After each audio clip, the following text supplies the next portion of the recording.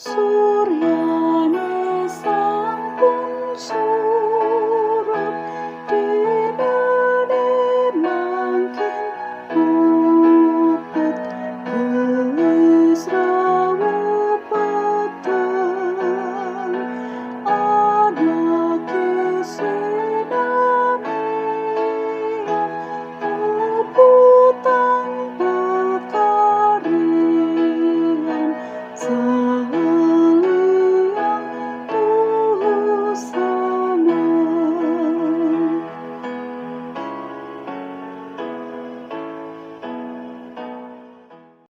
Shalom Bapak Ibu, Saudara-saudara sidang jemaat yang dikasihi Tuhan.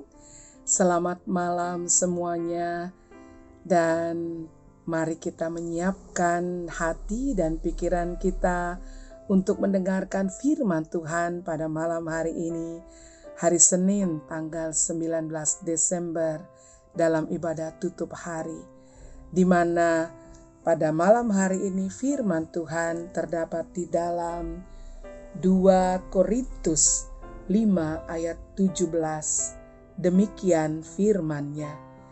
Siapa yang ada di dalam Kristus, ia adalah ciptaan baru. Yang lama sudah berlalu, sesungguhnya yang baru sudah datang. Demikianlah firman Tuhan yang datang kepada kita pada malam hari ini. Bapak, Ibu, Saudara yang dikasihi Tuhan, apa sih kekristenan itu sesungguhnya? Atau apa sih esensi kita mengikut Tuhan Yesus sesungguhnya? Apakah Tuhan hanya mencari orang yang Kristen dari sejak lahir? Atau orang yang kaya, atau orang yang pintar, orang yang terpandang, dan orang yang punya jabatan? Tuhan mencari buah dalam hidup kita. Ketika kita mengalami pertumbuhan dalam Kristus, firman-Nya itu masuk dalam hidup kita, mengubahkan kita, dan kita mau diubahkan. Karena itu ayat itu berkata, siapa yang ada di dalam Kristus, ia adalah ciptaan baru, yang lama sudah berlalu, yang baru, sesungguhnya yang baru sudah datang. Secara alami kita akan berpikir, kalau ada yang lama, berarti juga ada yang baru. Atau sebaliknya, kalau ada yang baru, ada yang lama. Nah, dalam hal ini, manusia baru atau ciptaan baru, seperti apa yang dimaksud oleh Tuhan? Kalau kita bicara tentang manusia lama, saya ingin mengkategorikan menjadi dua macam manusia lama atau ciptaan lama. Yang pertama, manusia atau orang yang tidak mengenal Tuhan atau ajaran Kristus. Manusia lama yang pertama.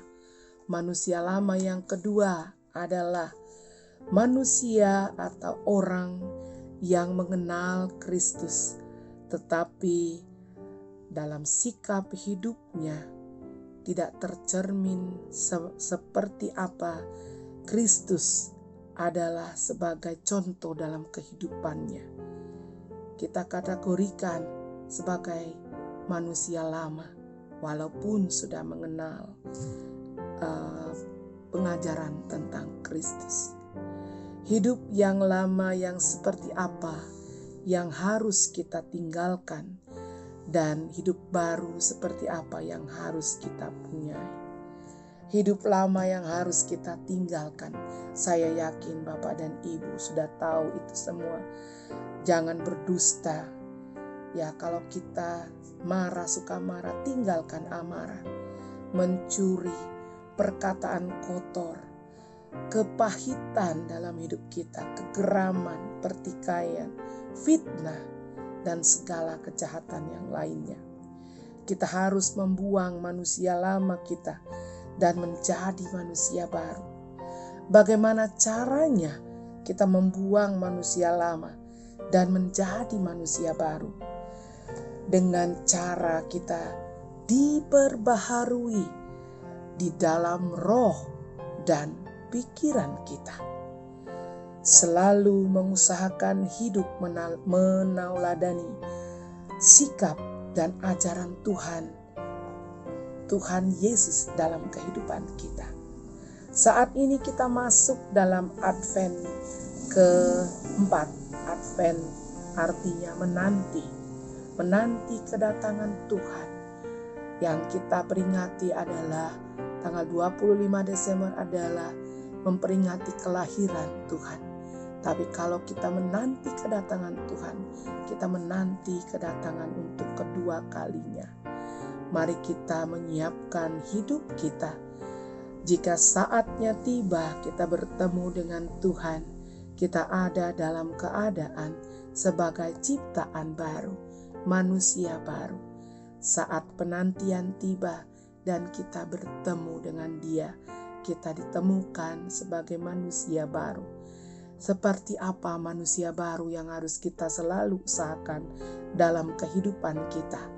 Semuanya itu kita bisa lihat di dalam Efesus 4 ayat 17 sampai 31. Dan mari kita dengarkan bersama-sama seperti apa manusia baru yang Tuhan kehendaki dalam hidup kita. Inilah firman-Nya. Manusia baru, ayat 17, sebab itu kukatakan dan kutegaskan ini kepadamu di dalam Tuhan. Jangan hidup lagi sama seperti orang-orang yang tidak mengenal Allah dengan pikirannya yang sia-sia dan pengertian yang gelap, jauh dari hidup persekutuan dengan Allah, karena kebodohan yang ada di dalam mereka dan karena kedegilan hati mereka. Perasaan mereka tumpul sehingga mereka menyerahkan diri kepada hawa nafsu dan mengerjakan dengan serakah segala macam kecemaran.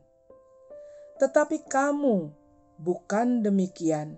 Kamu telah belajar mengenal Kristus, karena kamu telah mendengar tentang Dia dan menerima pengajarannya di dalam Dia menurut kebenaran yang nyata dalam Yesus, yaitu bahwa kamu berhubung dengan kehidupan kamu yang dahulu harus menanggalkan manusia lama yang menemui kebinasaannya oleh nafsunya yang menyesatkan, supaya kamu diperbaharui di dalam roh dan pikiranmu, dan mengenakan manusia baru yang telah diciptakan menurut kehendak Allah di dalam kebenaran dan kekudusan yang sesungguhnya. Ayat 25, karena itu buanglah dusta dan berkatalah benar seorang kepada yang lain, karena kita adalah sesama anggota.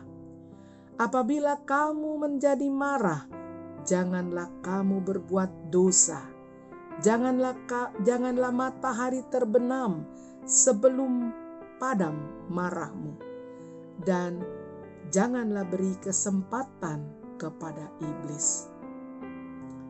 Orang yang mencuri, janganlah ia mencuri lagi, tetapi baiklah ia bekerja keras dan melakukan pekerjaan yang baik dengan tangannya sendiri, supaya ia dapat membagikan sesuatu kepada orang yang berkekurangan. Janganlah ada perkataan kotor keluar dari mulutmu, tetapi pakailah perkataan yang baik untuk membangun, di mana perlu, supaya mereka yang mendengarnya beroleh kasih karunia. Dan Janganlah kamu mendukakan Roh Kudus Allah yang sudah memeteraikan kamu menjelang hari penyelamatan. Segala kepahitan, kegemaran, kemarahan, pertikaian, dan fitnah hendaklah dibuang dari antara kamu. Demikian pula segala kejahatan, tetapi hendaklah kamu ramah seorang terhadap yang lain, penuh kasih mesra, saling mengampuni, sebagaimana Allah di dalam Kristus telah mengampuni kamu. Demikianlah hidup baru atau manusia baru yang harus kita usahakan dalam kehidupan kita setiap saat. Sehingga jika tiba saatnya nanti bertemu dengan Tuhan, kita bertemu di dalam kita sebagai ciptaan baru. Demikianlah firman Tuhan yang sudah kita dengarkan bersama. Dan sekarang mari kita berdoa.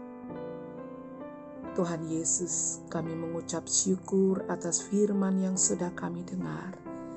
Dan kiranya firman itu Tuhan benar-benar menancap dalam pikiran hati kami, sehingga firman-Mu benar-benar menjadi suluh dalam langkah kami.